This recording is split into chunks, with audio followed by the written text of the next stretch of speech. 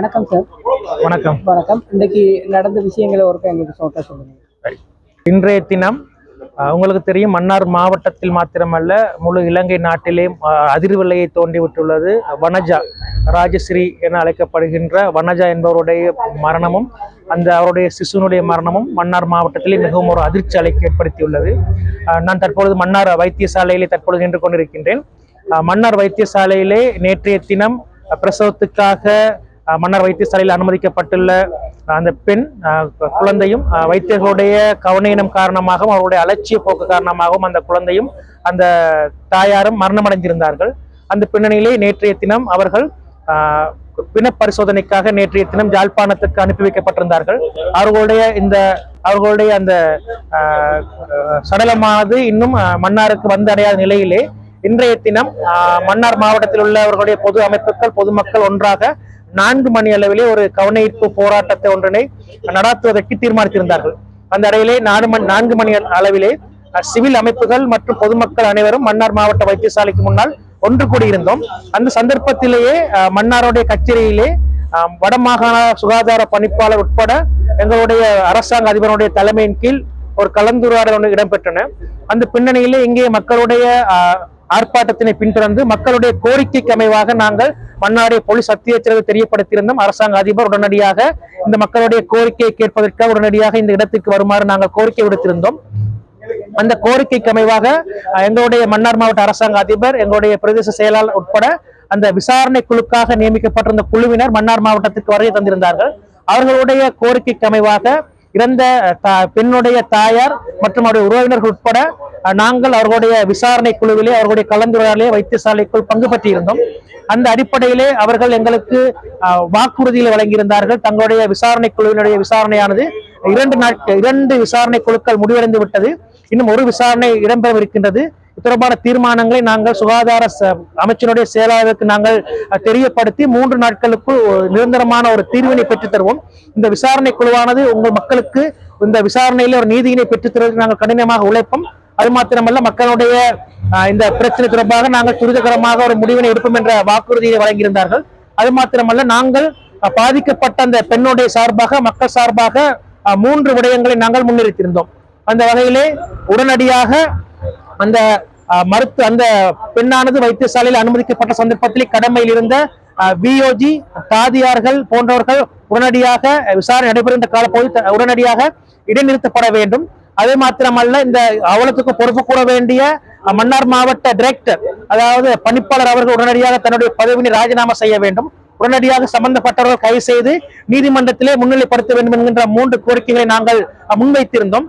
அந்த சந்தர்ப்பத்திலே போலீஸ் அத்தியட்சர் எங்களுக்கு வாக்குறுதி அளித்திருந்தார். அவருக்கான ஆரம்ப கட்ட விசாரணையில் அவருக்கு எதிரான ஆதாரங்கள் கிடைக்கிற சந்தர்ப்பத்திலே நாங்கள் நிச்சயமாக அவர்களை கைது செய்து முன்னிலைப்படுத்துவோம் என்ற வாக்குறுதியை வழங்கியிருந்தார். அது மாத்திரமல்ல, அங்கே வந்திருந்த வடமாகாண சுகாதார பணிப்பாளர் அவர்கள் கூறியிருந்தார், நாங்கள் உடனடியாக அவர்களை இடைநிறுத்த முடியாது. அவ்வாறு செய்கிற சந்தர்ப்பத்திலே வைத்தியசாலையில் உள்ள பல கர்ப்பிணிகள் பாதிக்கப்படக்கூடிய வாய்ப்பு காணப்படுகின்றது. அது மாத்திரமல்ல, சுகாதார அமைச்சருடைய செயலாளருடைய அறிவுறுத்தலுக்கு அமைவாகவே எங்களுடைய சில கடமைகளை செய்ய முடியும் என அவர் எங்களுக்கு வாக்குறுதி அளித்திருந்தார். அதற்கு அமைவாக இன்றைய தினம் எழுத்து மூலமாக ஒரு வாக்குறுதி அளித்திருந்தார். 3 நாட்களுக்குள் நாங்கள் நிரந்தரமான ஒரு தங்களுடைய அறிக்கையினை விசாரணையை முடிவுறுத்தி தங்களுடைய அறிக்கையை சமர்ப்பிப்பதாக. மேலுமாக அந்த கலந்துரையாடலில் ஒரு அதிர்ச்சிகரமான ஒரு தகவல்களை அவர்கள் வெளியிட்டிருந்தார்கள். அதாவது யாழ்ப்பாணத்திற்கு பிண பரிசோதனைக்காக கொண்டு சென்ற அந்த வனஜா என்ற பெண்ணின் பன்னீர் குடம் உடைவுற்று அந்த பன்னீர் குடத்தில் இருந்த அதில் இருந்த நீர், அதில் இருந்த கழிவுகள், அந்த குழந்தையினர் முடிகள் என்பன அந்த இரத்தத்திலே கலந்து அந்த இரத்த சுற்றோட்டத்திலே கலந்து அந்த சுற்றோட்டத்தின் காரணமாக நுரையீரலில் ஏற்பட்ட அந்த மூச்சு திணறல் காரணமாகத்தான் அந்த மரணம் சம்பவித்ததாக ஒரு விடயத்தினை அவர்கள் கலந்துரையாடல் போது தெரிவித்திருந்தார்கள்.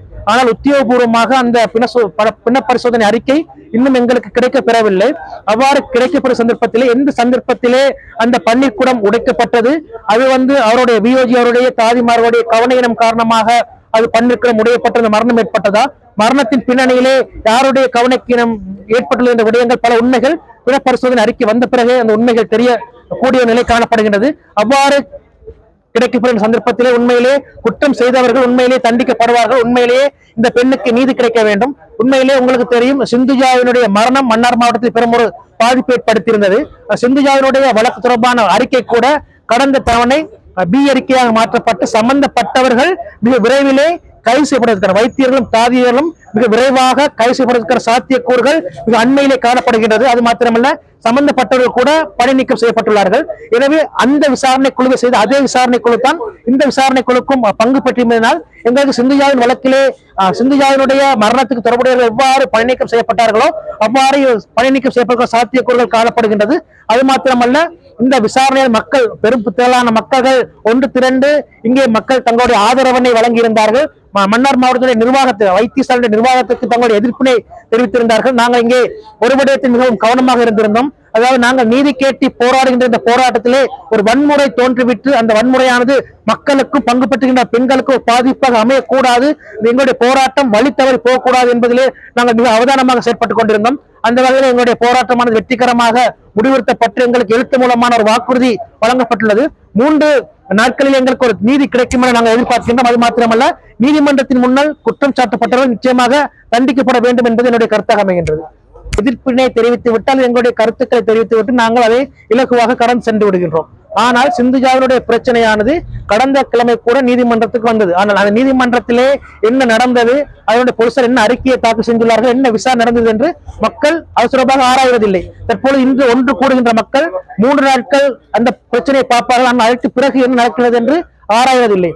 ஆனால் நாங்கள் இந்த போராட்டத்திலே நாங்கள் நிச்சயமாக முழு மூச்சோடு நாங்கள் ஒன்று திரண்டு இந்த பிரச்சனைக்கு பாதிக்கப்பட்ட பெண்ணுக்கு நீதி கிடைக்கும் வரை நாங்கள் தொடர்ச்சியாக போராட வேண்டும். அதே போன்று சிந்துஜாவின் வழக்கிலே எவ்வாறான வழக்கு நிலைமைகள் போகின்றது, அதில் எவ்வாறான முன்னேற்றங்கள் காணப்படுகின்ற தொடர்பாக நாங்கள் அவதானம் செலுத்த வேண்டும் என்பது என்னுடைய கருத்தாக அமைகின்றது.